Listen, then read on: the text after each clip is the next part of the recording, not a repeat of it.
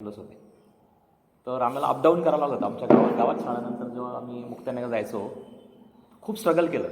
पण एक जिद्द होती की काहीतरी करावं. म्हणजे आपल्याला असं वाटत होतं की बाबा आपण शेतकऱ्याचे मुलगे, वडिलांचं शिक्षण ओके 10वीपर्यंत झालेलं आहे, त्यांनी सपोर्ट केला, भावानी सपोर्ट केला, तर आपण एक डिप्लोमा काहीतरी म्हणजे बेसिक एम नव्हता काही की मला काही इंजिनियर व्हायचं किंवा डॉक्टर व्हायचं असं काही नव्हतं त्यावेळेस आपल्या वेळेस. जसं तू सुद्धा आर्मीला जाऊन रिटायर्ड झाला, बरेचसे जे लोकांचं पुढे काही माहीत नाही, म्हणजे गायडन्सच नाही बिलकुल काही. चालायचं म्हणजे आता असं वाटतं की मला आता पुढे काही करायचं आहे. त्या परिस्थितीमध्ये आम्ही पुढे गेलो. शेवटी मग फॅमिली सपोर्ट्स, नातेवाईक सपोर्ट सगळ्यांनी सांगितलं की ठीक आहे बाबा तू हुशार आहे, तू पुढे जा काहीतरी कर. मग आमच्या गावातले एक पुरुषोत्तम पाटील आहे, त्यांनी BE सिव्हिल होते, गव्हर्नमेंट कॉलेज पुण्याला.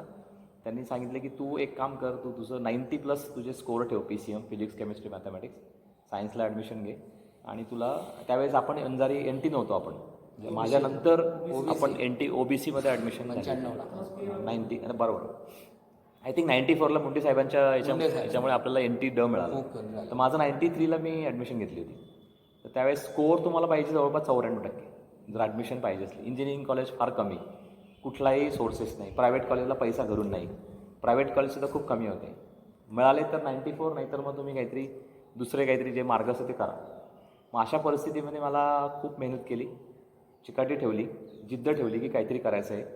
आणि माझ्या भावाने सगळ्यांनी सपोर्ट केला किंवा त्यांचे शिक्षण त्यांनी सोडून दिलं आणि मला सपोर्ट केला. कारण घरात प्रत्येक फॅमिलीमध्ये 4 जणांना शिक्षणाला पैसा नव्हता. मग तू कर आणि आम्ही सपोर्ट करतो, अशा पद्धतीत आम्ही चालू केलं सर. मग 93ला मला 94.67 मिळाले.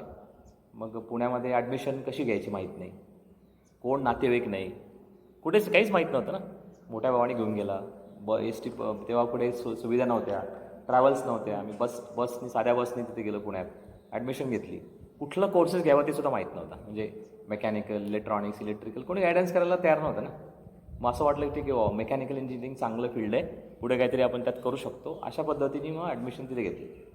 एकदा घेतल्यानंतर आणि परिस्थिती फार म्हणजे ₹1500 पर मंथ माझं, म्हणजे ॲक्च्युली मनातनं सांगतो सगळ्या गोष्टी, पुढे काही अशा फेक नाही आहे. तर ₹1500 पर मंथचा खर्चसुद्धा द्यायला आमच्याकडे परिस्थिती नव्हती. ₹1500 पर मंथ. आणि तशा परिस्थितीमध्ये गव्हर्नमेंट कॉलेज पुण्यामध्ये मी ॲडमिशन घेतली. सुरुवातीची फीस आमचे संभाजी भाऊ त्यांनी ₹4000 कर्ज काढलं. 4000च्या कर्जामधून आम्ही ते फीस भरली आणि पुढचे 4 वर्ष जवळपास माझ्या दुसऱ्या भावाने आम्हाला सपोर्ट केला. तेव्हा पुढे मी एज्युकेशन कंप्लीट केलं. आणि अशा परिस्थितीमध्ये एज्युकेशन कंप्लीट पुढे काय करायचं. मग आता प्रश्न झाला, एज्युकेशन झालं तुमचं BE मेकॅनिकल, पुढे काय करणार. मग मला अपेक्षा होती भावाची की तू IAS कर, म्हणजे कलेक्टर हो, असं काहीतरी अपेक्षा होती दादांची, प्रत्येकाची, की तू एवढं शिक्षण झालेलं आहे तुझं, तर पुढे काहीतरी कर. मला वाटलं आता आपण नुसतं डिग्री करून अर्थ नाही आहे, मग आपण मास्टर डिग्री IITमध्ये ॲडमिशन घ्यावी. त्यासाठी जो काही प्रयत्न करावा लागेल तो प्रयत्न करावा. तर शॉर्टकट सांगतो की मला आमच्याकडे तुम्ही जेव्हा डिग्री करतात ना, त्याच्यानंतर तुम्ही जेव्हा मास्टर डिग्रीला ॲडमिशन घेता त्यावेळेस तुम्हाला गेट नावाची एक्झाम द्यावी लागते. GATE entrance examination. तर ती एक्झामचं मला काहीच माहीत नव्हतं. म्हणजे अक्षरशः लास्ट इयरला असताना कळालं की ग्रुप मेंबर म्हणे तू ॲडमिशन तुझ्यात कॅपॅबिलिटी आहे, तू घेऊ शकतो, कर. आणि आता जर तू केलं तर ठीक, पुढे नाही जमणार जॉब करता करता. पण घरची परिस्थिती थोडी हे की नाही तुला जॉब करावा लागेल. 5000 महिना तरी मिळाला तरी पुष्कळ आहे. म्हणजे त्यावेळेचा 5000 म्हणजे आताची जवळपास 50,000 60,000पर्यंत. मग माझी जिद्द होती, भावाने सपोर्ट केला की तू कर. मग मला 99.6% स्कोअर काढला मी गेटमध्ये आणि IIT मुंबईमध्ये मी मास्टर डिग्रीला ॲडमिशन घेतली पवई. तुम्हाला माहिती असेल मे बी IIT पवई. आता JEE जॉईंट एंट्रन्स एक्झामिनेशनप्रमाणे तुम्ही ॲडमिशन घेऊ शकता. तिथे मास्टर डिग्री केली. मग अजून स्वप्न होते एक, ठीक आहे एवढं झालं, पुढे काय करायचं अजून. शेवटी त्याला पर्याय नसतं ना, आपण कुठपर्यंत काही करावं. मग IAS म्हणजे कलेक्टर व्हावं, पुढे काय करावं. मग त्या दृष्टीने मी IIT दिल्लीमध्ये PhD करण्यासाठी ॲडमिशन घेतली. PhD म्हणजे डॉक्टरसाठी. तर तिथे एक ऑब्जेक्टिव्ह होता दादा त्याचा की तुम्हाला तिथे जाऊन तुम्ही UPSC MPSCचा अभ्यास करावा. म्हणजे युनियन पब्लिक सर्व्हिस कमिशनचा अभ्यासासाठी दिल्ली एक चांगलं माध्यम आहे. तिथे कोर्सेस खूप चांगले असतात आणि तिथे जाऊन तुला परिस्थिती एवढी खास नाही, तुला स्कॉलरशिप घे. त्यावेळेस आम्हाला ₹6000 पर मंथ स्कॉलरशिप मिळायची. आणि ₹6000 पर मंथ म्हणजे खूप पैसा. म्हणजे ₹500 एका महिन्याचे खर्च व्हायचे. ₹5500 सेव्हिंग करायचो आम्ही. आणि 5,500 सेव्हिंग करून ते ट्युशन फीस जी UPSCचे जे क्लासेस लावले त्याला 14,000 भरायचे होते. तर असं करत करत ते 3 वर्ष काढले. आणि युनियन पब्लिक सर्व्हिस कमिशन म्हणजे UPSCचा विषय आपला आज, की त्याच्यामध्ये मी 4 वेळा इंटरव्ह्यूला गेलो. अनफॉर्च्युनेटली झालं नाही, पण मला त्याची काही खंत नाही आहे की त्या परीक्षेमध्ये म्हणजे शेवटच्या एक्झाममध्ये गेलो मी, पण झालं नाही. पण त्याचा मला बराच फायदा झाला. आता प्रश्न कसा पडतो, जसं दादा म्हटले की एक तुमचं एज्युकेशन झालं, मास्टर डिग्री झाली, पुढे काय करायचं. एकदा तुम्ही 3-4 महिने ब्रेक, एक 3-4 वर्ष ब्रेक घेतला PhD करताना, तर मध्येच मग जॉब मिळाला नाही. मग मुंबईला मी, जसं दादा म्हटले, 6 महिने मुंबईला एका छोट्या रूममध्ये 500 रुपयाच्या मंथली रूममध्ये 500 रुपये खाण्याच्या पद्धतीच्यामध्ये तसे दिवस चालले. कारण त्यावेळेस तुमचं एक तर तुम्ही हाय स्केलला विचार केला की तुम्हाला IAS व्हायचं आहे, तुम्ही दुसरा विचार करत नाही, मग पुढे करणार काय. मग त्या पद्धतीने 600, 500, 500 रुपीज, 1000 रुपीज सुद्धा द्यायला नव्हते पैसे एवढे. आणि मग त्या परिस्थितीमध्ये मी DRDO, defence research development organisation नाव ऐकलं असेल तुम्ही, डिफेन्स म्हणजे इंडियाचं सगळ्यात बेस्ट ऑर्गनायझेशन गव्हर्नमेंटचं, त्याच्यामध्ये मला सायंटिस्ट म्हणून हे मिळालं, म्हणजे फायनल जॉब मिळाला. तर त्यावेळेस मी 4 जॉब एकाच वेळेस त्या परिस्थितीमध्ये, कठीण परिस्थितीमध्ये, पण शेवटी एकच मुद्दा होता डोळ्यासमोर, एकच ध्येय होते की मला फक्त हेच करायचं आहे. आणि तुम्ही सगळ्या लोकांनी, आता आपण जर चालू करू इंटरॅक्टिव्ह सेशन, जस्ट माझा अनुभव सांगतोय मी, की आपला ध्येय नाही सोडायचं. माझी कॅपॅबिलिटी काय आहे, मला वाटत होतं की मी इंजिनियर व्हावं, डॉक्टर व्हावं, पुढे काय करावं, पण शेवटी एक लिमिट असते ना. सपोज शेजारच्याचा मुलगा डॉक्टर झाला, इंजिनियर झाला, तुमच्या पालकांना वाटत असेल की नाही माझा मुलगासुद्धा इंजिनियर डॉक्टर व्हायला पाहिजे, पण शेवटी इंजिनियर डॉक्टर सगळं नाही आहे. सांगायचा मुद्दा की तुम्हाला बऱ्याचशा ऑपॉर्च्युनिटीज ज्या असतात, म्हणजे आता असं पण मी 12वी सायन्स पास केलं, मला किती ऑपॉर्च्युनिटीज आहे. जिथपर्यंत तुम्ही व्होकेशनल गायडन्स कोर्सेस किंवा कुठले कम्युनिकेशन्स कोर्सेस जॉईन करत नाही आणि कळत नाही तुम्हाला की मला हेच करावं. आता आपल्याकडे एक पद्धत आला की मी जर MA BEd केलं आणि BA केलं तर मला 15 लाख रुपये द्यावं लागतं कुठल्या ते शाळेच्या संस्थेवर. कळत, म्हणजे बेसिकली हा धंदा आहे. 15 ते 20 लाख रुपये मला द्यावं लागतात, त्यात मला ॲडमिशन मिळते, त्याच्यानंतर 3 वर्ष 4 वर्ष मी बिना पगारानं काम करतो. म्हणजे मी किती इन्व्हेस्ट करतो. आज माझे 25-30 लाख रुपये मी त्यात टाकतो. करेक्ट. तुमच्या BA MA त्याचा जो खर्च वेगळा, परत तुम्ही तो टाईम पिरियड तुमचा वेगळा. तर अशा परिस्थितीमध्ये माझं जे काही झालं नंतर, मग मी नंतर डिफेन्सला जॉईन झालं, सायंटिस्टला ऑलमोस्ट 4-5 वर्ष मी DRDOला काम केलं पुण्यामध्ये. त्याच्यानंतर मी मग प्रायव्हेट ऑर्गनायझेशन जॉईन केली, जनरल मोटरला होतो. मग महिंद्राला मागच्या 12 वर्षापासून मी महिंद्रा अँड महिंद्रामध्ये जॉब करतो आहे बँगलोरला. आत्ता जस्ट एक 6 महिन्यापूर्वी ट्रान्सफर झाली. डेप्युटी जनरल मॅनेजर म्हणून मी तिथे सध्या कार्यरत झारखंडला.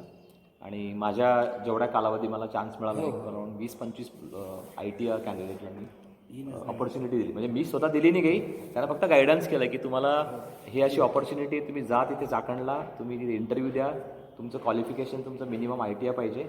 आणि त्यांना एक अराउंड 20-25 लोक आपले लागले. तर हे माझ्या बाबतीत सांगितलं. तर याच्यात खडतर प्रकार काय होता, परिस्थिती खूप वाईट, पण आपण परिस्थिती वाईट असून त्याच्यावरती बोलणं फायदा नाही आहे. माझ्या घरात काहीच नाही, मग मी काहीच करू शकत नाही, असं जर विचार केला तर आयुष्यात काहीच करू शकत नाही. तुम्ही out of the way thinking ठेवायला पाहिजे. उलट चांगल्या घरात राहून चांगल्या ठिकाणी मार्गदर्शन जर नसलं तर मुलगा कुठल्या डायरेक्शनला जातो हे बरेच एक्झाम्पल आपल्या समाजात आहे. आणि गरीब परिस्थितीमध्ये करून पुढे जाऊन एक मी ध्येय ठेवलं की मला हेच करायचं आहे. आणि जरुरी नाही आहे, आता मी सांगायचा मुद्दा आहे की तुम्ही 10वी करा, 12वी करा, 10वी नंतर मला वाटते की माझं एक 80% वरती मला मार्क मिळतात किंवा माझी कॅपॅबिलिटी आहे की इंजिनियर व्हायची, तरच करा असं माझं म्हणणं आहे. उगाच 50 मार्क 60 मार्क पडून इंजिनिअरिंगला ॲडमिशन घ्या, त्यात 25-30 लाख रुपये खर्च करा, परत इंजिनियर होऊन परत 100 लोकांना फोन करा आणि मला नोकरी पाहिजे. त्याच्यापेक्षा तेवढेच पैसे तुम्ही जर एक बिझनेस चालू केला, एंटरप्रेन्योरशिप केली, तर तुमच्या आवडीने जर तुम्हाला जे काही आवड आहे त्यात जर मी जर पुढे काही कंट्रीब्यूट केलं तरच फायदा राहील. बरेच मला दादा खूप सारे कॉल येतात अशा वेळेस की BE मेकॅनिकल आहे, इलेक्ट्रॉनिक्स इंजिनियर आहे, पण जॉब नाही. याला जबाबदार कोण? तुम्हाला काय वाटतं ॲक्च्युली याला जबाबदार कोण? विद्यार्थी स्वतःही असतो. हां, म्हणजे सपोज आता माझा आता एक लाईव्ह एक्झाम्पल घेतो मी, नाव सांगत नाही. 46% मिळाले होते, करेक्ट, म्हणजे त्या CET मध्ये 46-45. पण नाही, माझा मुलगा इंजिनियरच व्हावा, कारण शेजारच्याचा मुलगा इंजिनियर झालेला आहे, माझा नातेवाईक इंजिनियर झालेला आहे, आणि माझ्या माझी जे प्रतिष्ठा आहे त्याला डाग पडेल जर हा इंजिनियर झाला तर. हे चुकीचं आहे पालकांचं. बरोबर. त्यांनी काय करावं, आपली कॅपॅबिलिटी बघावी की मी माझा मुलगा कुठल्या लेवलला आहे. काय ना तसे लावले. हा स्पोर्ट्समध्ये आहे ना, त्याला स्पोर्ट्समध्ये जाऊ द्या, चार रिपीट कर. स्पोर्ट्समध्ये जाऊ द्या, मेडिकल फील्ड जाऊ द्या, तो आर्किटेक्चर जाऊ द्या, त्याची आवडसुद्धा बघावी.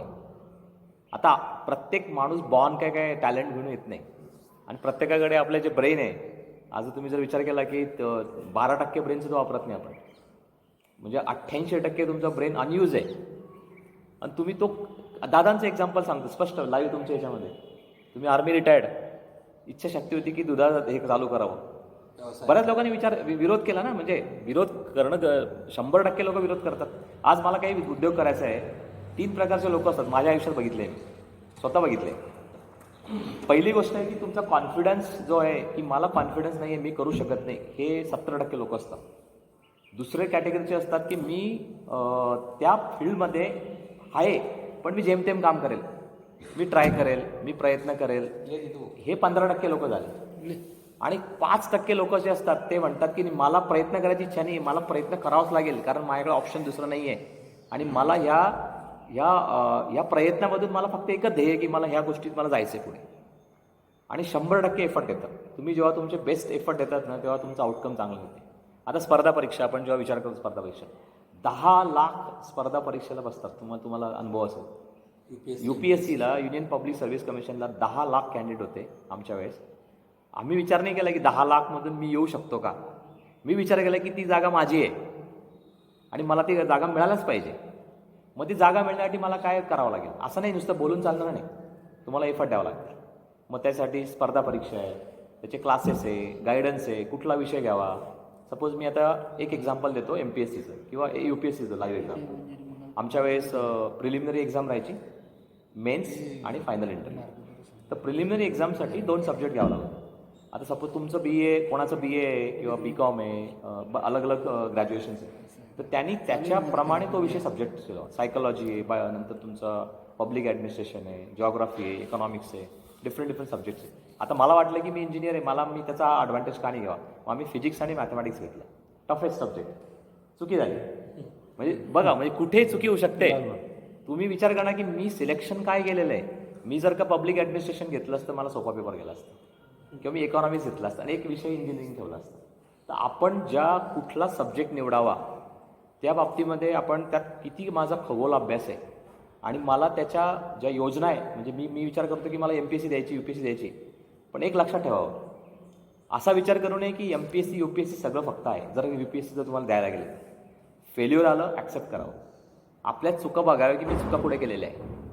जिथपर्यंत कुठलाही बिझनेस, तुम्हाला जर ॲग्री असेल मी दादा, जेव्हा कुठलाही तुम्ही धंदा करता त्याच्यामध्ये तुम्हाला जर कळालं की माझी चुकी आहे, मी जेव्हा स्वतःच्या चुका स्पष्टपणे ॲक्सेप्ट करत नाही, तिथपर्यंत तुम्ही ग्रो कधीच करत नाही आयुष्यात.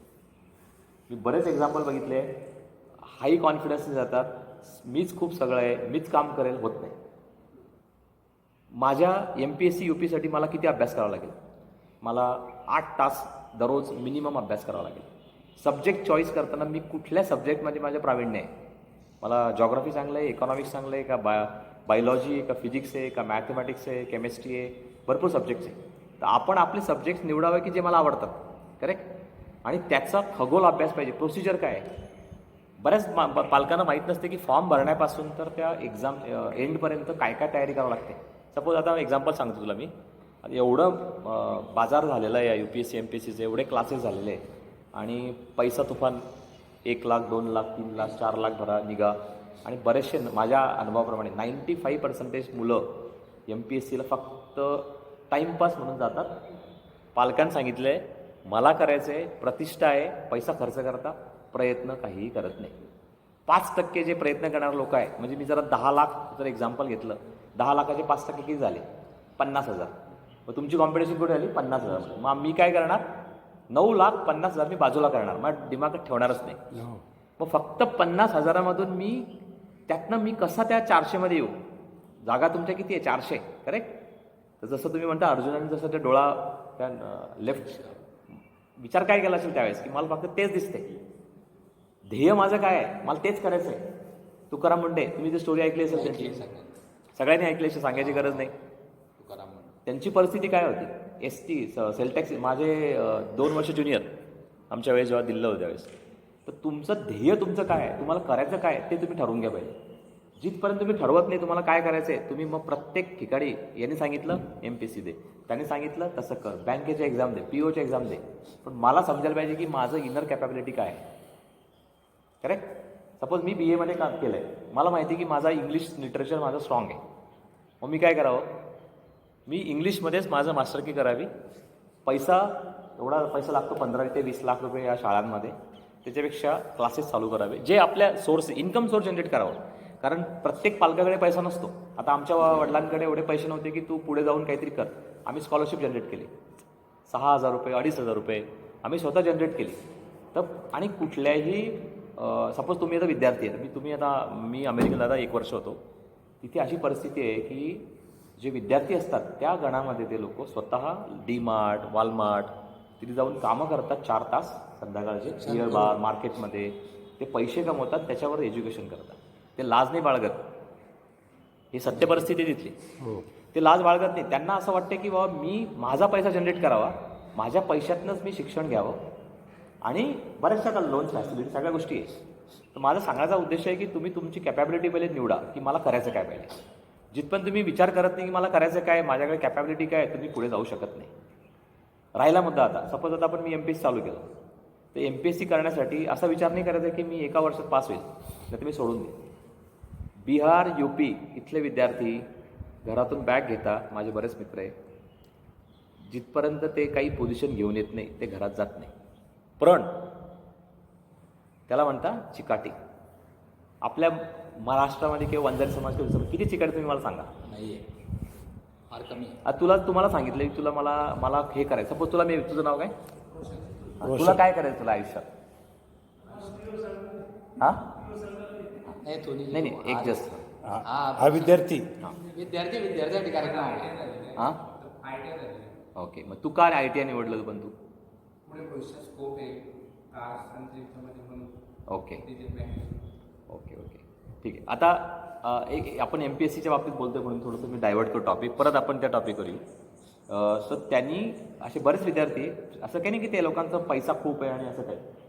दादा 16 तास ते लोक अभ्यास करतात. 24 तासामधून 16 तास अभ्यास करणं कुठल्याही परीक्षेमध्ये आयदर UPSC MPSC किंवा त्या रेल्वेच्या एक्झाम, बँक PO. रेल्वेच्या एक्झाममध्ये किती बिहारी आहे?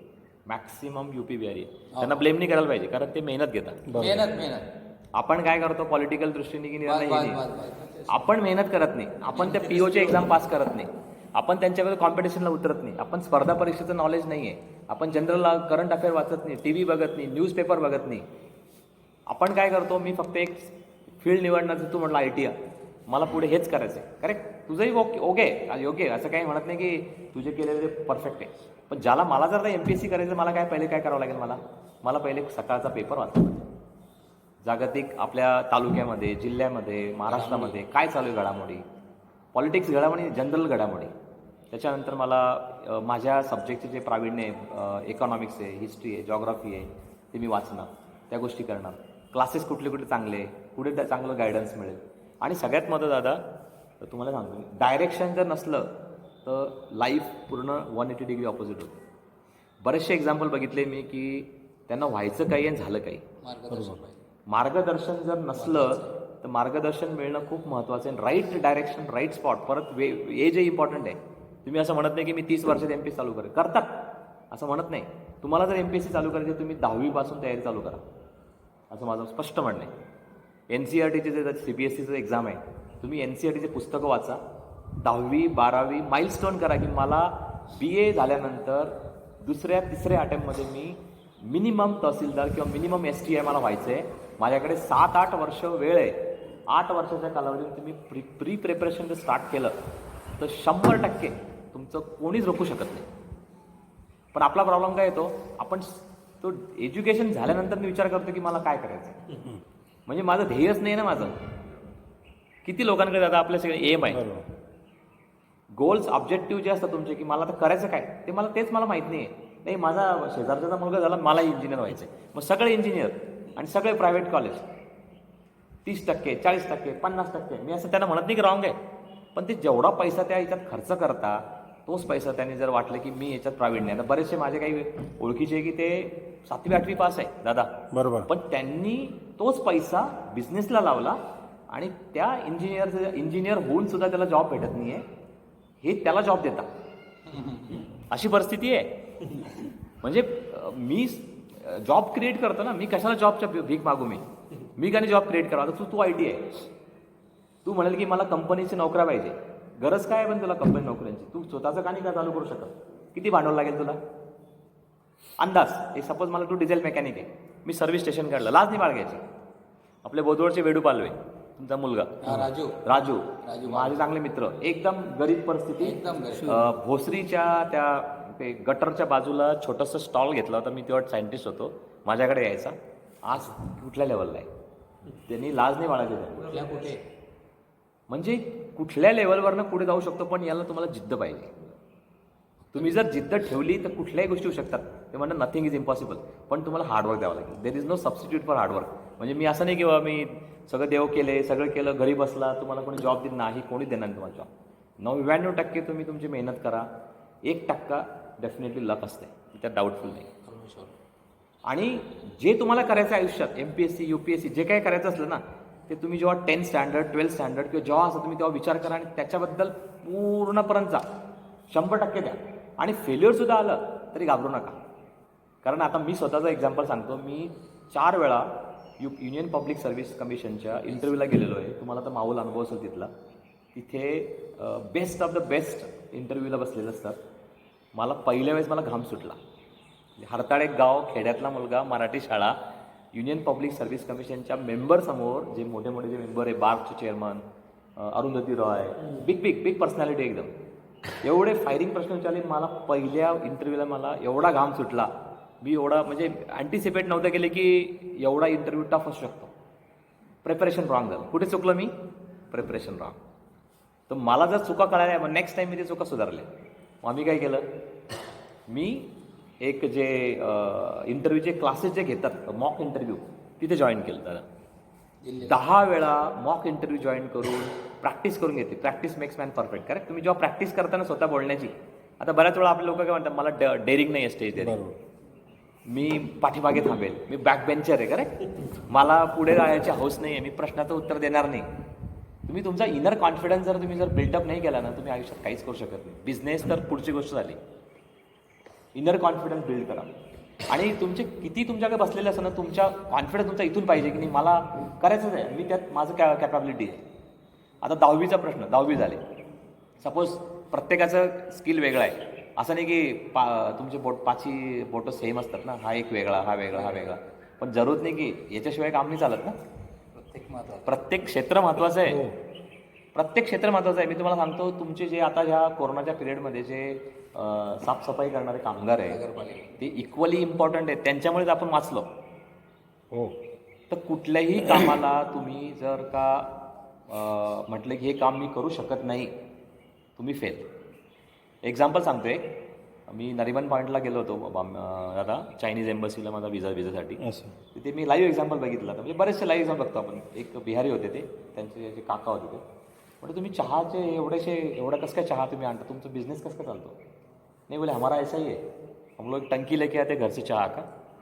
50 रुपीजचा चहा विकतात ते, एक चहा एवढासा. नरिमन पॉईंट म्हणजे बॉम्बेचा बेस्ट एरिया. 10 ते 15 हजार रुपयाचा गल्ला रोज सकाळी संध्याकाळी ते घेऊन जातात. भाडं द्यावं लागत नाही. पोलिसांना 1000 रुपये दिले की 9000 खिशात टाकतात. 9000 गुणला 30 दिवस सुट्ट्या नसतात. किती पैसे कमवतात ते? 2,70,000. इंजिनियरला पगार किती भेटतो? नाही मी सांगण्याचा म्हणजे माझा मुद्दा काय आहे की मी कोणाला ब्लेम नाही करत आहे की आपला माणूस त्यात काम नाही करत का. बिहारी का ते लोक तिथे जाऊन तिथे ते चहा विकतात, बटाटे वडे विकतात. लाज वाटते का त्यांना? आपल्या लोकांना वाटते की नाही, मी शिकलेला आहे, मला शर्ट, मला अशा दुसऱ्या गोष्टी आवडत नाही. तुला काय वाटतं सांग मला? बरोबर. 15-20 लाख रुपये जर मी माझ्या खिशात पडले, मी जर MA BEd असून मी जर जॉबची भीक मागतोय, मला तर ते योग्य वाटत नाही बाबा पर्सनली. त्या 20 लाखामध्ये काय नाही होऊ शकत. तुम्ही 20 लाख रुपये छोटा उद्योग टाका ना, काहीतरी करा तुम्ही. 20 लाख रुपये खूप अमाऊंट आहे तुम्हाला. आता मुद्द्यावर परत येईन मी. पहिले मी MPSC UPSCचं बोलून घेतो. तर MPSC UPSC तुम्हाला करायची असली मी तुम्हाला सगळ्या लिंक देईल, सगळं गायडन्स देईल, पुस्तकं कोणते लागतात, कुठे कसं करावं लागते. इवन एका वेळेस आपण जर पुढच्या वेळेस झालं तर एक जे लाईव्ह झालेले कलेक्टर डेप्युटी कलेक्टर त्यांनासुद्धा घेऊन येईल मी. माझे मित्र आहे बरेचसे, चालेल. त्यांचे स्वतःचे अनुभव ते सांगतील तुम्हाला, ज्यांनी सक्सेस मिळून दाखवले. मी अनसक्सेसफुल आहे पण त्याचा वापर दुसऱ्या ठिकाणी केला मी. तर त्या परीक्षेबद्दल तुम्हाला काय करावं लागेल सगळं तुम्हाला मी गायडन्स देईल. माझ्याकडे पुस्तक आहे. दादांबरोबर बोलणं आलं की आपण एक बुक बँक म्हणून एक चालू करू, की बाबा जेवढं माझ्याकडे 3 पोते पुस्तकं ठेवले आम्ही जवळपास. मग पुस्तकांचं करणार काय, पण ते पुस्तकं वाया जाणार नाही. पण एक बुक बँक टाईपचा एक कॉन्सेप्ट क्रिएट करू, ज्याने कंट्रीब्यूट करणार, पुढे जाणार, एक प्रत्येकाला एक नॉलेज मिळणार त्याच्यामधून. तर तो एक झालं. आता 4 अटेम्प्ट तुम्हाला असतात, 4 अटेम्प्ट MPSCला जनरल कॅटेगरी. आता मी जनरलला दिली कारण तुम्ही सेंट्रल जेव्हा जातात ना तेव्हा तुमचं OBC असतं, तुम्हाला SC NT काही चालत नाही. सेंट्रल गव्हर्नमेंटला ST ST आणि जनरल 3च कॅटेगरी तुम्हाला असतं की OBC आता एक. तर तुम्हाला किती क्वालिफाईंग क्रायटेरिया काय. आता सपोज तुम्हाला तुमच्यापैकी मला एक विचारायचं आहे की तुम्हाला MPSC कोणाला करायचं आहे, इच्छा कोणाला आहे. ओके, काय काय तयारी केलेली तू. बरं, तुझं एज्युकेशन सांग, नाव सांग तुझं. BSc mathematics. Okay, BSc mathematics. कुठनं केलं तू. मॅथमॅटिक्स नाही जामनेरमधून. जामनेर. Okay okay. मग त्याच्यात तुला काय वाटलं, म्हणजे ऑब्जेक्टिव्ह का ठेवला तू की तुला MPSC करायची आहे. सर माझं 12वीपासून सर एम होतं की graduation okay okay, very good, आता MSc ला घेतली. Very good. क्लास लावायचे होते पण ते आणि तू काय काय म्हणजे काय काय नियोजन केलं तू, म्हणजे की मला MPSC देण्यासाठी मला काय काय पूर्वनियोजन काय काय केलं तू. पूर्वनियोजन सर जनरल नॉलेज असते पेपर. आता बघ एक आपल्या चर्चगेटला एक इन्स्टिट्यूट आहे, तुला माहिती असेल, SAIC नावाचं एक इन्स्टिट्यूट आहे, लिहून घे. तिथे त्याची एंट्रन्स एक्झामिनेशन असते, तिथे फीज लागत नाही. तिथे सगळे MPSCचे गायडन्स टीचिंग पूर्ण स्टाफ आहे दादा, महाराष्ट्र गव्हर्नमेंटचा. त्याची एक्झाम आहे, ती एंट्रन्स एक्झाम क्वालिफाय झाली की त्यात डायरेक्ट जाऊन तिथे मी स्वतः तिथे राहिलेलो एक 3-4 महिने. जेवणाचा खर्च खूप मोजका, मिनिमम 400-500 रुपये लागतात. राहण्याचं तिथे काही टेन्शन नाही. सगळ्या पुस्तकं तिथे आहे, जसं तू बुक बँक म्हटलं. आणि बरेच लोक तिथून क्वालिफाय झालेले आहे. लिहून घ्या तुम्ही. SAIC म्हणून एक इन्स्टिट्यूट आहे, त्याची एंट्रन्स एक्झामिनेशन असते ऑनलाईन, तुम्ही ते पास करा एक. आणि तिथे सगळं तुम्हाला मेन्स प्रिलिम इंटरव्ह्यूपर्यंत तिथेच सोय तुम्हाला राहण्याची. टोटल महाराष्ट्रासाठी टोटल महाराष्ट्र ते एक अकॅडमी आहे ती प्रकारची की प्राधान्य देण्यासाठी की जे MPSC करणार UPSC करणार त्यांना पुस्तकं, त्यांना गायडन्स. तिथे बरेचसे जे प्रोफेशनल जे असतात झालेले किंवा जे आधीचे झालेले IAS ऑफिसर ते तिथे जाऊन तुम्हाला लेक्चर देतात, किंवा चांगल्या चांगल्या फील्डमध्ये लोकांना तिथे बोलवलं जातं. तर घरी बसून करणं.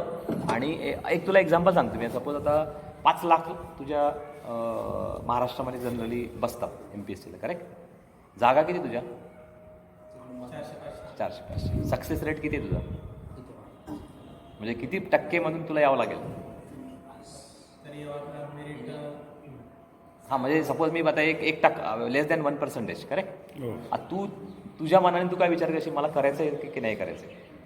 करायचं. मग पण तुला काय मार्ग करावा लागेल तुला, म्हणजे काय करावं लागेल तुझ्यासाठी. नाही स्टडी नाही, अल्टरनेट थिंकिंग. तो एक प्रश्न आहे. जेव्हा सगळे मुलं एकाच पद्धतीने विचार करतात तर ते एकाच डायरेक्शनने जातात. आता माझ्याकडे 6 रोड आहे, एकाच रोडला मी ट्रॅफिक जनरेट करतो आहे, बाकीचे 5 रोड खाली आहे. काय होईल परिणाम. ट्रॅफिक जाम होऊन जाईल, करेक्ट. सांगण्याचा मुद्दा म्हणजे कसं आहे, एकच माइंडसेटने विचार केला की मला MPSCसाठी हे पुस्तक आहे मी तेवढंच करणार. आपण हटके व्हावं. मी सुद्धा हटका झालो, नाही तर मी आज सुद्धा कुठेतरी राहिलो असतो इथे. तुम्हाला वेगळा विचार करावा लागेल. MPSC क्वालिफाय करणं स्पर्धा परीक्षा टफ आहे, सोपं नाही आहे. खूप मोठा ग्रुप आहे, पण टेन्शन नाही घ्यायचं त्याचं. पण त्यासाठी काय करावं लागेल, तो कुठला मार्ग चांगला राहील त्या डायरेक्शनला तुम्हाला जावं लागेल. आता तुला एक्झाम्पल आहे SAIC, करेक्ट. एक एक्झाम्पल आहे. स्टडी सर्कल आहे पुण्यामध्ये, चाणक्य अकॅडमी आहे पुण्यात. ठीक आहे, खर्च लागेल, थोडा पैसा तुम्हाला लागेल, की ऑनलाईन तुमच्या बऱ्याच तुम्ही करू शकता. तर मी काय करेल, एक दादा वेबसाईट बनवू आपण एक चांगली, आणि जेवढं माझ्याकडे नॉलेज आहे, पुस्तक्स आहे, बिग्स आहे, तर ते आपण ऑनलाईननी सगळ्या लोकांना पाठवू, करेक्ट. चालेल. तर त्याच्यामध्ये तुला आता तुझं एक्झाम्पल स्पेसिफिक घेतलं म्हणून आपण एक जनरल घेऊ, सगळ्यांशी बोलू आपण. तर तुला MPSC करायची आहे, तर सपोज मी तुझ्या जागी असतो, मी काय केलं असतं, म्हणजे I would have give a place, की मी पहिले विचार केला की मी सगळा त्याचा पूर्ण अभ्यासक्रम काय, 400 लोकांमधून मला यायचं आहे तर मला काय वेगळं करावं लागेल, मी पहिले लिहून काढलं असतं. करेक्ट? कारण तुला एवढे कॉम्पिटिशनला बाहेर जायचं आहे, म्हणजे सोपं नाही ते. करेक्ट? तर मी कुठे, आणि त्याच्यात तू बघितलं असतं की मी कुठला विषय निवडू. पहिला प्रश्न काय दादा माहिती का, MPSC करण्यासाठी कुठला सब्जेक्ट मी घेऊ, तो मोठा प्रश्न येतो. आणि तिथे तुम्ही जर चुकले की संपलं. ते म्हणता ना आपण एंट्री, आता सपोज तुम्ही CET देता, NET देता, कोणा म्हणते मला मेडिकल कॉलेज जायचं आहे, पण आपण पालकांना वाटते की मला या माझ्या मुलाला MBBS करायचं आहे, पण त्या मुलाला वाटते की मला इंजिनिअरिंग करायचं आहे. बरेच कन्फ्युजन मी स्वतः बघितलेलं आहे. इच्छेनुसार तो तेही करत नाही आणि तेही करत नाही, दोन्ही ठिकाणी फेल. बरंच वेळ झालेलं आहे सर. बरोबर आहे ना. तर त्याला जर NET, त्याला जर मेडिकल कॉलेज जायचं नाही, तुमच्या प्रेस्टिजसाठी तुम्ही त्याला करताय, तुमचे जो आहे 50 लाख रुपये 60 लाख रुपये लावायची इच्छा आहे, पण तो होऊन काय करणार, रशियात पाठवणार मी डॉक्टर, आल्यानंतर काय करेल तो, त्याचं जे स्टँडर्ड आहे, ते जे काही BJ मेडिकलचा पासआउट आहे किंवा चांगल्या KEMचा पासआउट आहे, त्याच्यासमोर तो स्टँड करेल का. आणि तुम्ही 1 कोटी रुपये खर्च करून तुम्ही त्याला इथे आणणार, तुमची प्रेस्टिज तुम्ही हे करणार, त्याचं पुढे काय भवितव्य आहे. 10 वर्ष त्याचे निघून जातील, म्हणजे 20+10 30 इयर्स झालं की राहिलं काय मग. त्याला परत MD करावं लागेल, परत मला 20-25 लाख रुपये खर्च करावा लागेल, मग 34 होस तर त्याचं, आणि परत सेटलमेंटसाठी त्याला दवाखाना, बिल्डिंग्स, पुढे त्याचं सक्सेसफुल होतो की नाही होतो. नाही, हे प्रॅक्टिकल आहे. मी माझं स्वतःचा म्हणजे बरेचसे आहे ओळखीचे. तर मी जर का 22 वर्षापासून 35 वर्षापर्यंत फक्त मनीच पंप करावा, आउटपुट काही नाही आहे, फक्त माझी इच्छा आहे की माझा मुलगा डॉक्टर व्हायला पाहिजे. त्याच्याऐवजी त्या मुलाला वाटते की मी दुसऱ्या क्षेत्रात जावं, तोच पैसा त्याला वापरावं, त्याला बिझनेस करून द्यावा, त्यांनी त्याच्यापेक्षा जास्त पैसा तो काढेल. आणि शिक्षण अजून एक मुद्दा आहे, तुम्ही जर का मला जर का पैसा कमवायचा आहे, नुसतं एज्युकेशन महत्त्वाचं नाही आहे, बऱ्याच मार्गाने पैसा, तर तुमचा बिझनेस आहे. करेक्ट? जिथं उसा आपल्या. हां, दादांचा बिझनेस आहे. मी यांना आदर्श मानतो कारण स्वतःचा, आपण दादा तुम्हाला बोललो डेअरीज काढण्यासाठी आपण 8 कोटीचा प्रकल्प रेडी आहे. माझ्याकडे जर पैसा असला तर मी सगळ्या गोष्टी करू शकतो, पण पैसा सर्व नाही आहे. तुम्हाला नॉलेज प्लस पैसा दोघांची जिद्द मला करायचं आहे. मी आज गोट फार्मिंग काढलं, मला 4 बकऱ्या घेतल्या 5,000 हजाराच्या, एक 3 गुंठे जागा असली तरीसुद्धा तुम्ही करू शकता. पण मी म्हटलं नाही, मी काही करू शकत नाही, मी याच्यात मला सक्सेस मिळणार नाही, या बकऱ्या मारतील, या सगळं त्रास होईल. निगेटिव्ह थिंकिंग ठेवली ना तुम्ही, काय आयुष्यात काहीच करू शकत नाही. तुम्ही कधीच काही करू शकत नाही निगेटिव्ह थिंकिंग. तुम्ही आता तुझ्या बाबतीत सांगतो तुला, मी MPSC करण्यासाठी तुला ACIC आहे, स्टडी सर्कल आहे, त्याच्यानंतर चाणक्य अकॅडमी पुण्यामध्ये, अशा ठिकाणी जाऊन तुला त्या जे कॉम्पिटिशन तुझ्याकडे कोणती कॉम्पिटिशन टफ आहे, सिटी, करेक्ट, त्याच्यामधून तुला 400मध्ये यायचं आहे, म्हणजे याचा तुला एक्स्ट्रा मेहनत घ्यावं लागेल. बरोबर. तू काय करणार, ते जनरल पुस्तकं वाचणार, तुझा स्कोअर खाली राहणार. येऊ शकतो? ओके, मग तुला काय करावं लागेल, पुण्यात जावं लागेल. ठीक आहे, मग तू म्हणशील की माझ्याजवळ एवढं भांडवल नाही आहे. होऊ शकते, म्हणजे प्रत्येकाची कॅपॅबिलिटी आहे. तू मुंबईचं चर्चगेटचं सांगितलं तुम्ही. हां, चर्चगेटचं आहे, तिथे आपण फुल टू अभ्यास करावा, त्या परीक्षेत पास व्हावं, तिथे जावं. तिथे बेअर मिनिमम खर्च आहे, 2-2.5 हजार रुपये खर्च येईल महिन्याचा, तो बेरेबल आहे. 2-2.5 हजार रुपये काही प्रॉब्लेम येत नाही. पुस्तक आहे, गायडन्स आहे, तिथून ॲटलिस्ट तू सेल टॅक्स इन्स्पेक्टर तस जे बेसिकचं तरी काढणार. आता माझं एम आहे की मला डेप्युटी कलेक्टर व्हावं, नाही तर मी काहीच करणार नाही, तसे चुकीचं आहे. मला शेवटची जे मिळालं ते घ्यावं, त्याच्यातनं पुढे कॉन्सन्ट्रेट करावं, परत सेकंड टाईम एक्झाम द्यावी, परत अपग्रेड करावं. तुकाराम मुंडे ना, तुम्हाला सगळ्यांना माहिती असेल, ते डायरेक्ट कलेक्टर झाले नाही, ते पहिले सेल टॅक्स इन्स्पेक्टर म्हणून जॉईन केलं होतं. त्यांनी विचार केला असेल का मला नाही करायचं हे सेल टॅक्स इन्स्पेक्टर काय याच्यामध्ये, पण त्यांनी ती घेतली, 2 वर्ष काम केलं, परत त्यांनी एक्झाम देऊन 23rd रँक काढले. करेक्ट? मग तुम्हाला स्टेप बाय स्टेप जावं लागेल, लगेच नाही मिळणार सगळ्या गोष्टी. तुला जर का MPSC करायचं असलं ना, तू विचार करायचा की मला 5 वर्ष मी काही करणार नाही, तरच तू जाणार. म्हणजे तुझ्या घरच्यांनी सांगितले की तुला आता जॉब करायचं आहे, तू लग्न करायचं आहे, संपला मग तू. एकदा मॅरेजमध्ये अटकला मग सोडून द्यायच्या सगळ्या गोष्टी.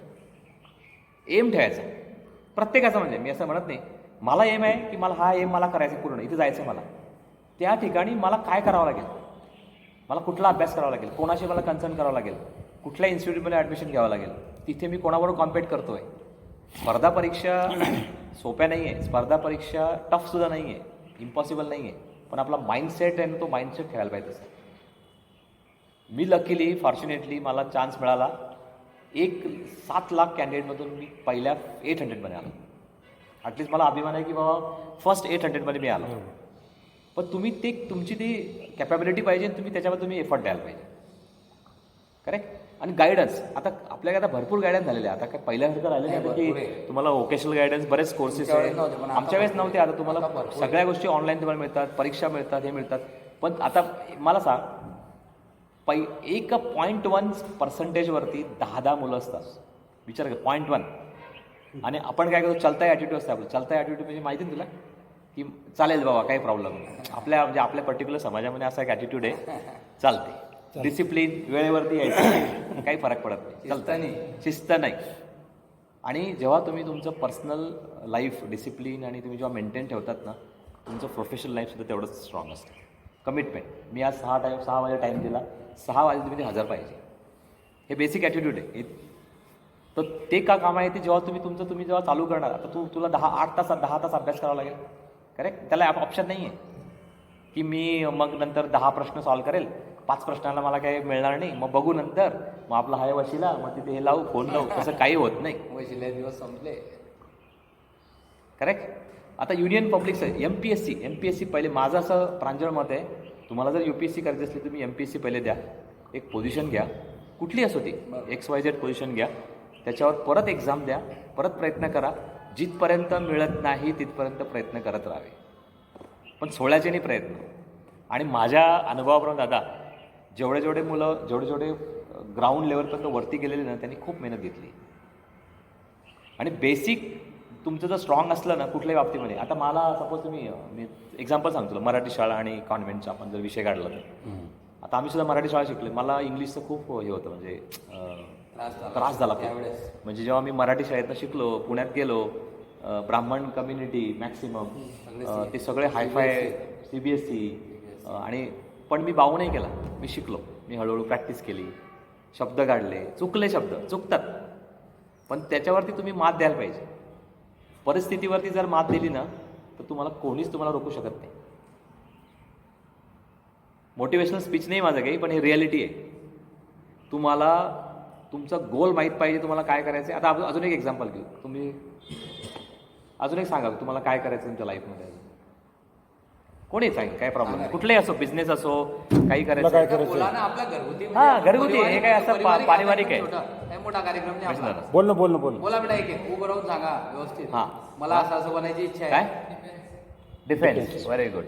आता कुठल्या वर्गात आहे तू? हां, 11. ओके. मग तुला काय करावं लागेल डिफेन्समध्ये जाण्यासाठी? आपले डिफेन्स सर्व डिफेन्ससाठी काय करायचं? काय करायचं तुला? काय सैनिक करायचं? व्हायचं का NDA मध्ये जायचं? NDA जायचं का सैनिक व्हायचं? काय स्वप्न आहे तुझे? हां, उभा राहा. मस्त बोल, कॉन्फिडन्समध्ये बोल. आपल्या घरच्यासारखं आहे. हां, एअरफोर्स. ओके. एअरफोर्स. मग जाणार कसं तिथे? काय करावं लागेल तुला? माहिती काय करावं पहिले लागेल? तपास करावा लागेल. ओके. नंतर कुठल्या एक्झाम असता माहिती आहे? एअरफोर्ससाठी. नाही. नुसतं 12वी पासून नाही करायचं आहे. तुला- ग्रॅज्युएशन कम्प्लीट कर. ग्रॅज्युएशन कम्प्लीट करून जी MPSC जो विषय चालू आहे ना, त्याचनुसार त्यांच्या जागा निघतात. ऑफिसरसाठी अप्लाय कर. नुसतं एअरफोर्सच्या कॉन्स्टेबल सैनिकसाठी तयारी करण्यापेक्षा एअरफोर्सचा ऑफिसर बनण्याचा प्रयत्न कर. CDS आहे, कंबाईंड डिफेन्स सर्व्हिसेस आहे, NDA. आणि तुला फिटनेस पाहिजे. म्हणजे तू क्षेत्र कुठला निवडतोय लक्षात ठेवायचं पहिले, की मी डिफेन्सला जातोय, मला बॉडी बनवायची, मला हे करायचं आहे, व्यवस्थित सगळं सेट व्हायचं आहे. कारण क्वालिफिकेशन क्रायटेरिया तो सुद्धा आहे. वेट आहे, तुमची छाती आहे, सगळं physics, physical fitness, total physical fitness. आणि मला करायचं आहे आणि त्याच्या बाबतीत तू आता एवढं सर्च इंजिन मिळालं, गुगल, सगळ्या गोष्टी अवेलेबल आहे.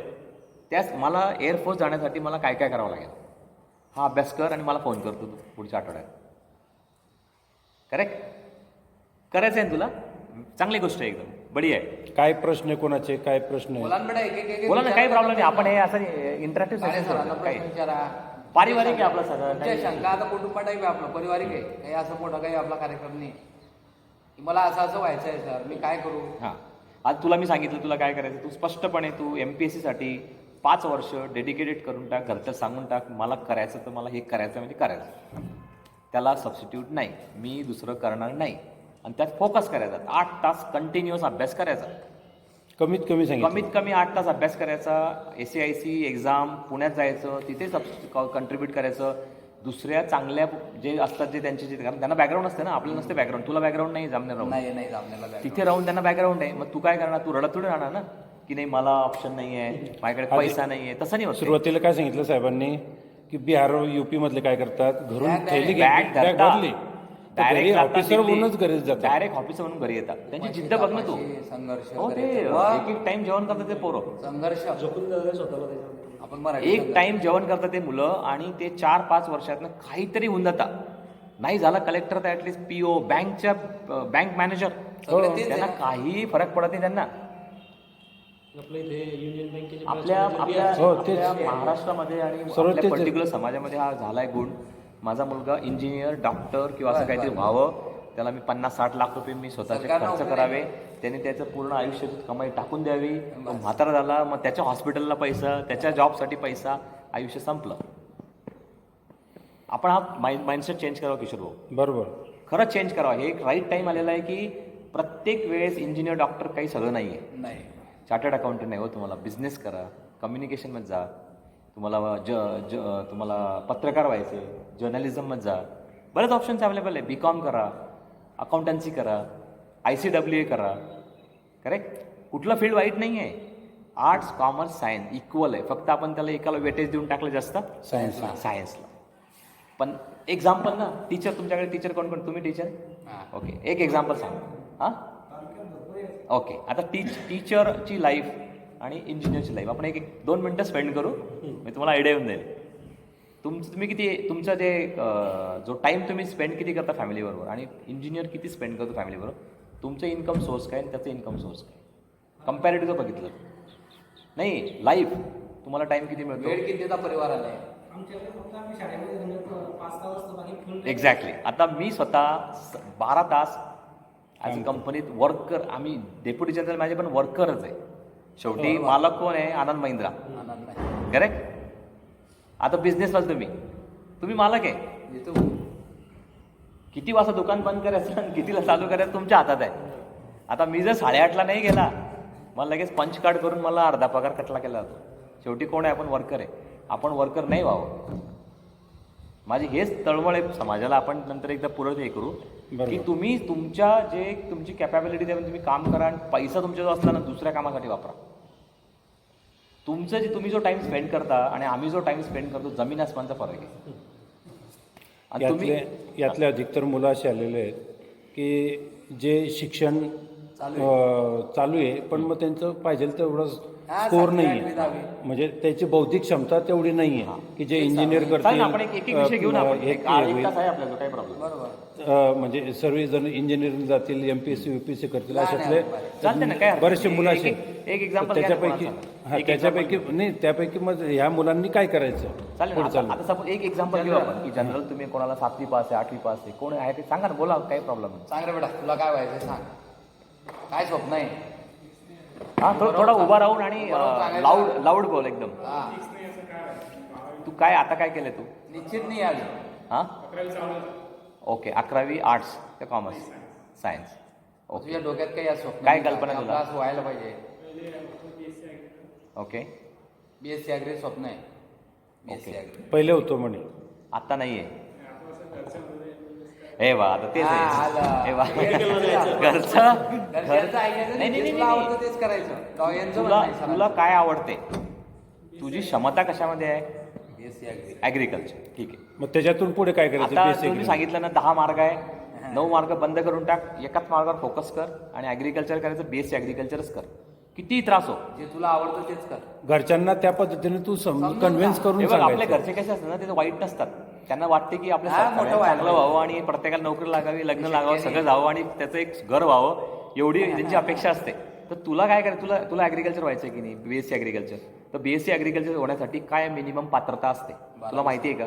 काय असते? 12वी सायन्स. हां 12वी. 12वी. मग नीटसाठी काय तयारी करावं लागते? ओके. किती मार्क पाहिजे पात्रता? 300. तुला किती मिळायला पाहिजे मग? नाही 300 नाही, तुला 400 मिळायला पाहिजे. नाही 400चं टार्गेट असेल तेव्हा Target, 350 तू जर का 300 मिळतील. टार्गेट जर 400 ठेवलं ना तर तू 350 पर्यंत येशील, आणि तू जर 300 टार्गेट ठेवलं तू 250 पर्यंत येशील. बरोबर. मग तू डिस्क्वालिफाय होऊन जाशील. आपण आता आम्ही सुद्धा टार्गेट काय ठेवतो, सपोज आता की मला ना हे व्हायचं आहे, CEO व्हायचं कंपनीचं, चीफ एक्झिक्युटिव्ह ऑफिसर. शक्य नाही होणार, म्हणजे टाईम लागेल, पण आम्ही ॲटलिस्ट सिनियर व्हाईस प्रेसिडेंट जाऊ. बरोबर. टार्गेट थोडं वरच्या लेवलचं ठेवायचं, नाही सर. आणि मग ते टार्गेट ठेवताना त्याला काय काय प्रयत्न करावा, तुला माहिती आहे किती प्रयत्न करावा लागतो त्यासाठी? किती अभ्यास करावा लागेल? खूप नाही, 8 तास 9 तास 4 तास किती अभ्यास करावा लागेल? क्लासेस कुठे जॉईन करावं लागतील, सगळी इन्फॉर्मेशन आहे. हां, सांगण्याचा मुद्दा माझा कसा आहे की तुला जर का BSc ॲग्रिकल्चर व्हायचं असलं तर BSc ॲग्रिकल्चर होण्यासाठी इथून 11वीपासून का तुझ्या तिथपर्यंत जावंच तर एक हाताने ना आपल्या टेप, माझी एक आयडिया स्टाईल आहे माहिती दादा, मी कुठल्याही गोष्टी लिहून काढतो. आजकाल ते मीडिया आणि ते व्हॉट्सअप मी वापरत नाही. जेवढं तुम्ही लिहिणार ना तेव्हा तुमची मेमरी स्ट्रॉंग होते. प्रत्येक गोष्ट लिहून काढतो मी, प्लॅनिंग, की मला 12वीपासून BSc ॲग्रिकल्चर करताना ह्या गोष्टीशी मला सामोरं जावं लागेल, ह्या गोष्टी मला करावं लागतील, हे क्लास मला जॉईन करतील, मला 400 मार्क पाहिजे. 400 मार्क मिळण्यासाठी बॅकवर्ड प्लॅनिंग म्हणता याला. 400 मार्क मिळण्यासाठी मला काय काय करावं लागेल, मी कुठल्या पुस्तकावर भर देऊ, मी कुठे अभ्यास करू, माझं कुठे चुकते आणि मी ते कसं, मी त्याचा वापर करू, मला कोण गायडन्स करेल, मला याच्यात एक्सेल कसं करायचं, हे जिथपर्यंत तुम्ही लिहत नाही ना त्याच्यामुळेच आपल्याकडे तो ग्रोथ होत नाही. 300चं टार्गेट आहे ना, 400चं टार्गेट घ्यायचं, ऑटोमॅटिक तुला ॲडमिशन भेटून जाईल. करेक्ट. आता तू म्हणशील की माझ्या आई वडिलांना वाटते की नाही करावं, मग त्यातनं पुढे काय करणार तू BSc ॲग्रिकल्चर? त्याला तुम्ही सांगितलं तसं. BSc ॲग्रिकल्चर काय करणार? MBBS.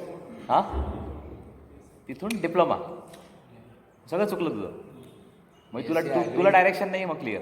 तू डिग्री जर करायचं म्हणतो तर मग डिप्लोमा का करतो? तू पुढे बरं थोडंसं आता कॉन्फिडन्सली बोल पहिले. बोल, घाबरायचं कशाला? एकदम कॉन्फिडन्सली बोल. तो 10वी नंतर असतो शेतकी डिप्लोमा कृषीचा. 12वी तू 11वीला की नाही, आता 12वी नंतर BSc ॲग्रीच पाहिजे ना तुला, CET देऊन. हे बघ एक किती आता मिनिट, BSc ॲग्रीला? 12वी दादा, तू जो ॲग्रिकल्चर डिप्लोमा म्हणतोय ना तो 12वी नंतर आहे. आता आधी 10वी नंतर होता, आता 12वी नंतर झालेला. 12वी नंतर आहे का? हां, आता सर्व प्रोग्राम 12वी नंतर झाले. तर 12वी नंतर तो डिप्लोमा आहे, म्हणजे डिग्री नाही ती. तू BSc ॲग्रीचे म्हणतो. आणि नंतर BSc ॲग्री पण 12वी नंतरच आहे, पण ती डिग्री आहे. हे महत्वाचं. डिप्लोमा 2 वर्षाचा आहे, डिग्री 3 वर्षाची. मी सजेस्ट करेल तुला की तू डिप्लोमा ॲग्रिकल्चर नको करू. बऱ्याच लोकांचे अनुभव एवढे खास नाही त्या बाबतीत, जॉब सिच्युएशन वाईट आहे. तर BSc ॲग्रिकल्चर कर. पुणे इन्स्टिट्यूट, राहुरी इन्स्टिट्यूट, चांगले चांगले जे कॉलेजेस आहे, नंतर कोकणातलं एक इन्स्टिट्यूट आहे. नाही, सर्वात पहिलं तू मला एक सांग, तू BSc ॲग्री करायचा विचार तुझा बरोबर, फायनल तू कर, पण तो कशासाठी निवडला? तू BSc ॲग्री करून करायचं काय तुला? पुढे काय करायचं तुला? MPSC द्यायची का? मग BSc ॲग्रीचा फायदा काय घ्यायचा तुला? BSc ॲग्रीतून काय आहे? तुला स्कोप काय? अल्टिमेटली तुला काय करायचं तुला? शेतीमध्ये करायचा आहे वापर.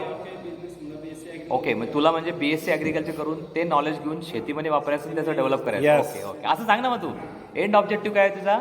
की तुला एक तर नोकरी शेती मिळून डेव्हलप जाईल करायची स्वतःची. आणि त्याचा जो काही वापर, जो नॉलेज आहे, तू त्या तुझ्या शेतीमध्ये वापरणार आणि तुझ्या शेतीचं इल्ड वाढवणार, म्हणजे तू प्रोडक्शन चांगलं करणार, तू सायंटिफिक पद्धतीने शेती करणार तू. करेक्ट. हे तुझं ऑब्जेक्टिव्ह आहे फायनली. कॉन्फिडन्स आहे ना तुला? ओके, बस मग खुश आहे. म्हणजे नोकरीच्या अपेक्षेने नाही तेव्हा करत, नोकरीची अपेक्षा झाली तर चांगली, नाही झाली तर त्या शेतामधून एका एकरा आता आपण जस्ट एक्झाम्पल घेतलं म्हणून सांगतो. आमचे मित्र आहे इंदापूरला, 1 एकराच्या डाळिंबामध्ये 35 लाख रुपयाचं इन्कम काढलं. जोक नाही हा. 1 एकराचं डाळिंब शास्त्रीय पद्धतीने करून, रोबोटिक्स वापरतो तो डाळिंब काढायला, बरोबर. प्रॉपर पद्धतीने सगळं. तुमचा भाचा पण अंतुरलेला करतो ना, पुरुषोत्तम. तर कुठलंही फील्ड काही वाईट नाही, शेती बेस्ट आहे. मी सुद्धा स्वतः आम्ही शेतीत उतरतोय आता. शेतीमध्ये आधुनिक पद्धतीने जर वापर केला आणि जर आपण काय करतो जनरली, कपाशी तूर आणि ते जमिनीचं कस काढून टाकतो आणि दर वर्षात एकच पीक काढतो, कर्ज घेतो, तेच कर्जामधून त्याचे पैसे फेडतो, परत त्या अंगावर कर्ज होते, परत ते खेळत राहतो. आता 1 एकरामध्ये, पुण्या साईडला दादा, 1 एकरामध्ये 35 लाख रुपयाचं इन्कम जर मी चालू केलं, तुला जॉबची गरज आहे? तू कोणाला फोन करशील किंवा कोणा शाळेला फोन करशील, मला 15 लाख भरायचे आणि 20 लाख भरायचे? हे साधा हिशोब आहे ना. तुला हे बघ, तू सेल्फ जनरेट करतो ना, तर तुला BSc ॲग्रिकल्चर व्हायचे, तुला माहिती आहे, पेपर लिहून काढ. इथून इथपर्यंत जाण्यासाठी हे माझं एंड टार्गेट आहे, इथून सुरुवात करायची आहे, काय काय अडचणी येतील, काय काय करावं लागेल, आणि ते ध्येय ठेवायचं आणि तसंच करायचं. कोणी किती काय म्हणायचं, ह्या कारणानं ऐकायचं, या कारणानं सोडून द्यायचं. बोलणारे खूप असतात, सपोर्ट करण्यासाठी कोणीच येत नाही. तुमचं तुम्हालाच करावं लागेल. तुझे आईवडील आणि तुझे जे क्लोज फ्रेंड्स तेवढंच फक्त होईल, बाकी काही नाही. तर मला करायचं आहे ना, मला ते करायचं आहे, कंपल्सरी करायचं आहे. आणि करून असं विचार नाही करायचा की मला जॉब भेटायला पाहिजे. मग काय होईल, तुझे आईवडील म्हणते की तुला झाला ॲग्रिकल्चर, मग चल आता मला नोकरी पाहिजे, तुझं लग्न करायचं, हात पाहिजे, 25 लाख हुंडा घ्यायचा आहे, संपला विषय ना.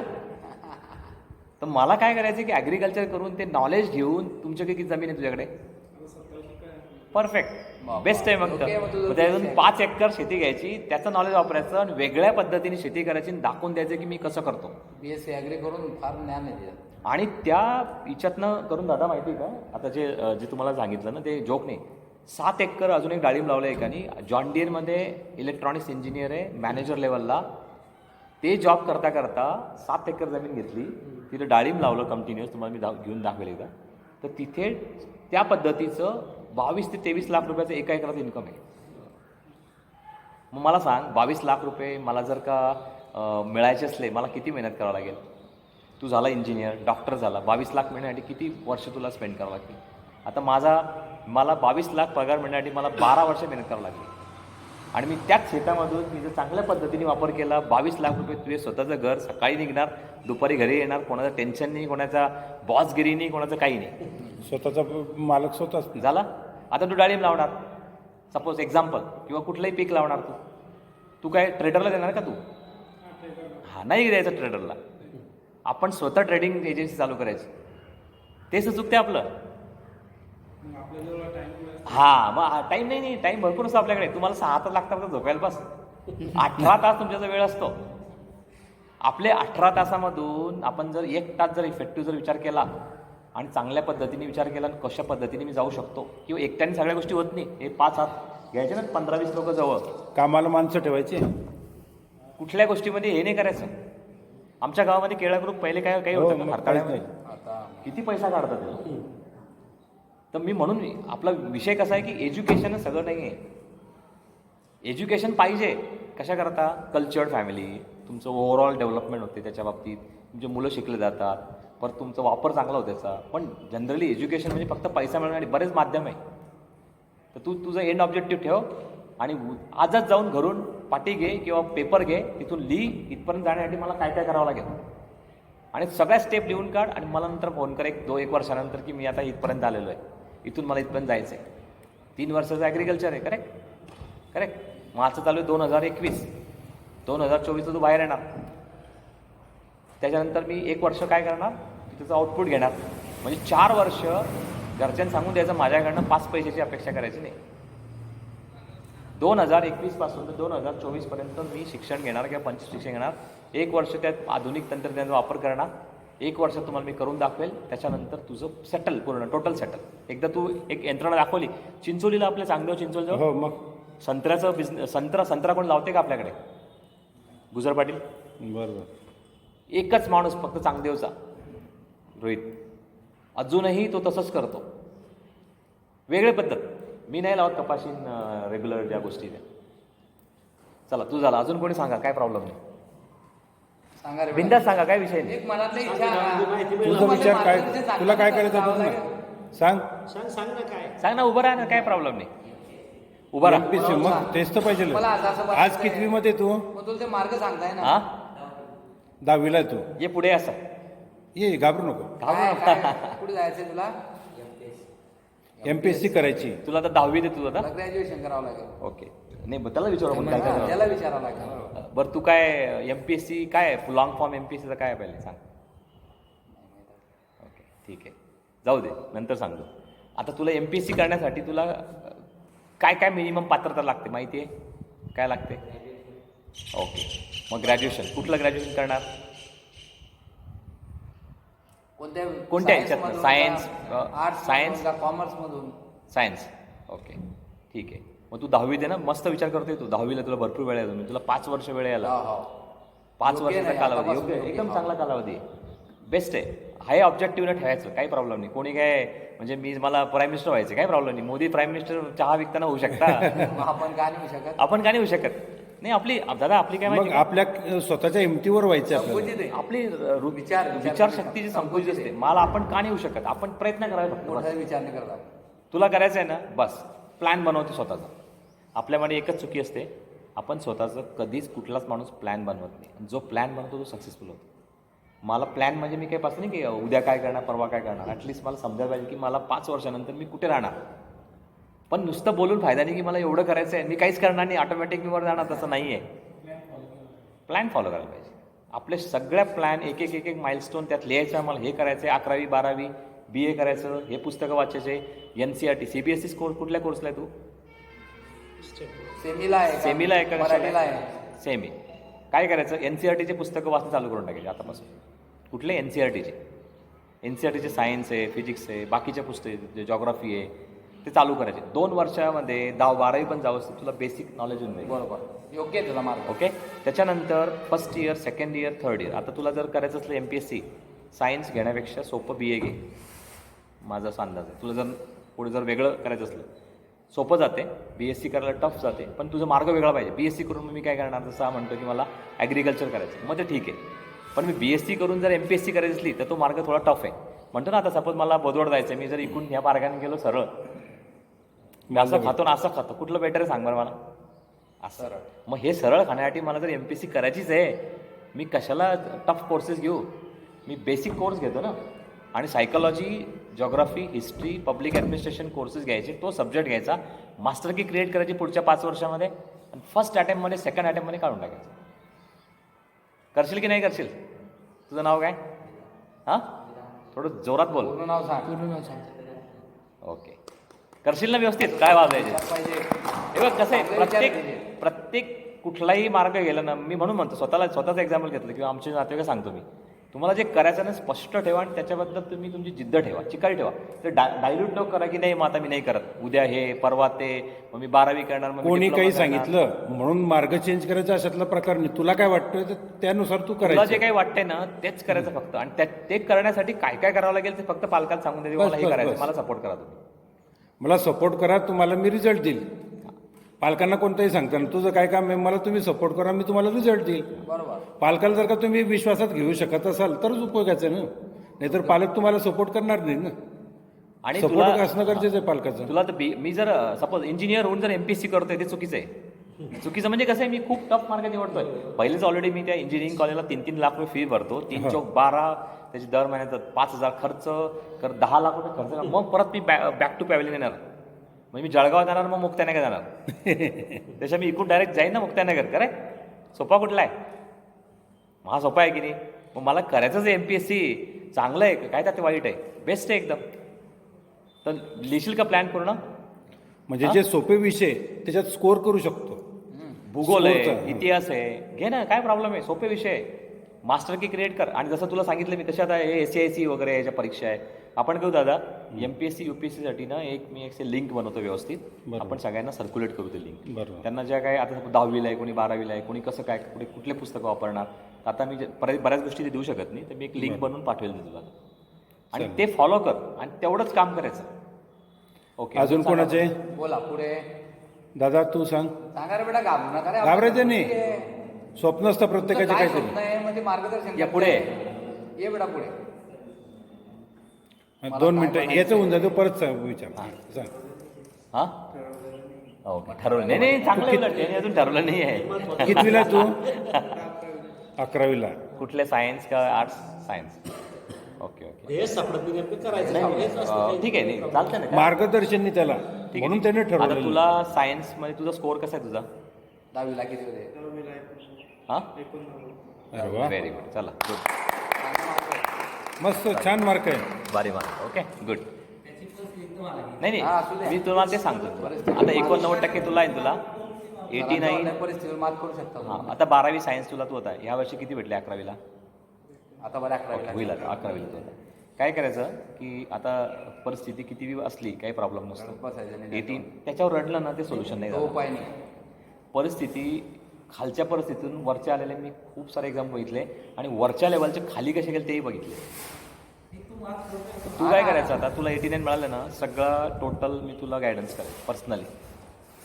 किशोर भाऊ नाव लिहून घ्यायचं. बिलकुल बिलकुल. टोटल मी तुला एंड टू एंड तुला मी गायडन्स करतो. तुला कुठे काय करायचं, 89% चांगले तुझे CET NET, तुला काय करायचं म्हणजे सपोज ठीक आहे तुझा पैसा सोडून दे बाजूला, बॅकअप आपण तो नंतर विचार करू. मला आता इंजिनिअरिंग करायचं का डॉक्टर करायचं, काय विचारतो डोक्यात काय? दोघंही आवड कशात? कुठल्या याच्यात आवड तुला? काहीतरी असं स्वप्न. नाही आता सपोज मी तुला दोन ऑप्शन घेतोय तो अजून माहिती घेतो वेगवेगळे विषय. ठीक आहे. आता तुला सपोज तुला फिजिक्स आवडते का बायोलॉजी आवडते, सिम्पल, का मॅथमॅटिक्स आवडते का बायोलॉजी आवडते? ओके, मग तू इंजिनिअरिंगमध्येच थोडं सूट कर, म्हणजे मला असं वाटतं. बरोबर. ओके. आता कसं आहे, तू जसं म्हटल्याप्रमाणे मला जर का MBBS करून पुढे जाऊन 10-7-8 वर्ष स्पेंड करण्यापेक्षा इंजिनिअरिंगमध्ये लवकर 4 वर्षात होऊन जाते आणि तुझं पर्सेंटेज चांगलं आहे, तुला चांगलं जर VIT MIT पुण्यात चांगलं VJT आहे, गव्हर्नमेंट कॉलेज मिळालं, स्कॉलरशिप मिळते आपल्या समाजामध्ये बऱ्यापैकी, तुला ट्युशन फीस माफ असते, वेवियर असते, मी सगळं तेच करेल दादा. आपण आहे करू ना, त्याचं एक्झाम्पल घेऊन घ्या एक. चालेल करून घेऊन आपण, त्याला पाहिजे तो जे सपोर्ट. काय तुला सपोर्ट लागेल तुला मी सगळं हे करू आपण सपोर्ट तुला. त्याच्यामध्ये काय करायचं, तू फक्त तू अभ्यास करा, तू बाकीच्या गोष्टीवर कॉन्सन्ट्रेट नाही करायचं. एकदम जबरदस्त जेवढं मला CET मध्ये 150+ मिळायला पाहिजे. हे तुझे वडील काय करतात? काय नाव तुझं? मजुरी का? ठीक आहे ना? ओके 4 गजानन. ओके. बरोबर. तर तू काय करायचं, कॉमन एंट्रन्स एक्झामिनेशन तुला माहिती ना, CET 12वीला द्यावं लागते, ठीक आहे. तर त्याचंही आपण सांगू त्याला. बरोबर. तर त्याच्यामध्ये तुला 150च्या वरती मार्क मिळवण्याचा प्रयत्न करायचा. NT बाजूला ठेवून द्यायचं, डब्यामध्ये वापर नाही करायचा NT बरोबर. ऐकून घ्या सर्वजण, ऐका ही गोष्ट. मी काय म्हणतो, आरक्षण चांगलं आहे, आरक्षण दुबळं बनवते माणसाला. मी अगेन्स्ट आहे खरंच कुठल्या बिरक्षणच्या. आरक्षण इकॉनॉमिकल कंडिशनला पाहिजे. आता याची परिस्थिती वाईट आहे ना, सपोज एक्झाम्पल, याला आरक्षणची गरज. मी वंजारी आहे सपोज, माझ्या मुलीला आरक्षणची गरज नाही आहे, पळायला नाही पाहिजे. बरोबर. आरक्षण कोणाला पाहिजे, इकॉनॉमिकल बेसिसवर. हे माझा विचार आहे बरं. जो गरीब आहे ओरिजिनल. गरीब आहे प्रत्येक समाजाचा, कुठल्याही समाजाचा असो, त्याला आरक्षण मिळायसाठी तुझं जे सध्या तू करतोय ना, तू फक्त तुझ्या अभ्यासावर कॉन्सन्ट्रेट कर. 11वी सायन्स तुझं चालू आहे करेक्ट, पुढच्या वर्षी 12वीच असेल, आता एक अराऊंड 4-5 महिन्यानंतर. दादा याची केस घेऊन टाकू आपण. चालेल.